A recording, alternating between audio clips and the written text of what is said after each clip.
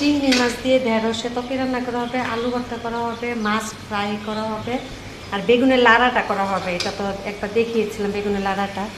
এটা চিংড়ি মাছ দিয়ে আমরা ঢেঁড়স রান্না করব। আর যে মাছ শুধু ফ্রাই করা হবে, কোনো ভুনা টুনা না। পরে পেঁয়াজ ভেজে দিব আর কি। বেগুনের লাড়া দেখিয়েছিলাম, সবাই তো বেগুনের ভর্তা খান। এটার সাথে গলানো টমেটো দিয়েছি, এমন করতেছি ছাতলা চিপস মিক্সড হবে, পুরো গন্ধ করে ভালো লাগে খেতে। এটা গরম ভাতের সাথে বেগুনের লাড়া।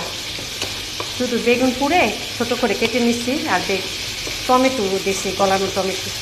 যেই টমেটোই থাকে দিলেই হয়, এখন নেই বলে ফ্রিজে ডিপে রেখে দিচ্ছিলাম। এভাবে খেলে ভালো লাগে। ঢেঁড়সের তরকারি, এটা চিংড়ি মাছ ভালো লাগে। ঢেঁড়স তরকারিটা ভাজি তো খাই, এভাবে তরকারি রান্না করে দেখবেন। মাছটা শুধু ফ্রাই করব, পেঁয়াজ ভেজে করে দিব। পেঁয়াজটা ভেজে তারপর উপরে দিব মাছের আলু সাথে হবে ঢেঁড়স তরকারি। ধনিয়া পাতা দিয়ে নামিয়ে ফেলবো, এটাও হয়ে গেছে। ধনিয়া পাতা দিয়ে নামিয়ে ফেলবো, আর একটু জিরা পাতা দিয়ে।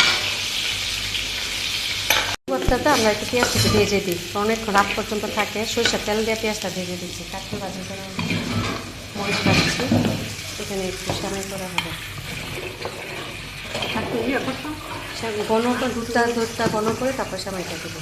আমি মাছটা ফ্রাই করেছি, এখন এই যে পেঁয়াজ ভাজাটা উপরে দিয়ে দিচ্ছি। পেঁয়াজ ভেজেছি, কাঁচামরিচ দিয়েছি, ধনিয়া পাতা দিয়েছি।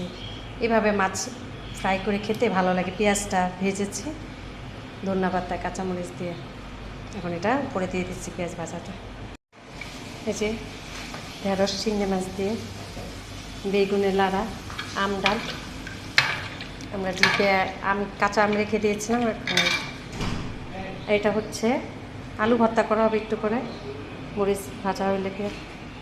এই যে আমার এইভাবে মাছ ফ্রাই করে খেয়ে দেখবেন, ভালো লাগবে। মানে মাছের ইয়েটা ভালো লাগে। এই যে পেঁয়াজ ভেজে খেলে গরম গরম, শুধু ভুনা খেতে আর ভালো লাগে না। আজকে দুপুরে রান্না।